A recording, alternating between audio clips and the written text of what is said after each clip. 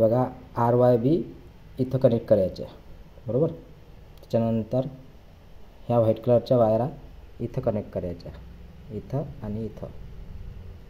आणि इथं एक लूप असतो, इथून स्टार्ट होतो तो डायरेक्ट रिलेच्या खालच्या पॉईंटला, म्हणजे इथं दिसते तुम्हाला खालचा पॉईंट हा वाला पॉईंट. तिथं ब्लॅक कलरची वायर लावायची आपली या ऑटो स्विचची.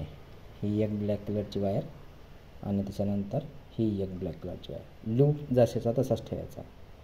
आणि ही जो सिटी आहे हा सिटी लावायचा मोटरच्या कुठल्याही एका वायरमध्ये लावायचा.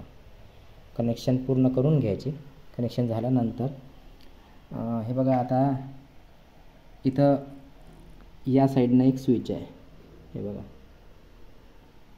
या स्विचची डायरेक्शन दिलेली आहे वरतून. एका रेषेवरती मोबाईलवरती जाते त्याने आणि बायपासवरती जायसाठी 2 रेषेवर घ्यायचं. 0 आहे म्हणजे सेंटर ऑफ होणार आहे पूर्ण. अँटेना या साईडनं जोडायचा आणि सिम कार्ड इथं दिलेलं आहे असं सिम कार्ड, हे मायक्रो सिम कार्ड. याच पद्धतीने सिम कार्ड आपल्याला इथे इन्सर्ट करायचा. एकदा दाबल्यानंतर ते पूर्ण लॉक होते आणि परत दाबल्यानंतर ते बाहेर निघते सिम कार्ड. ठीक आहे.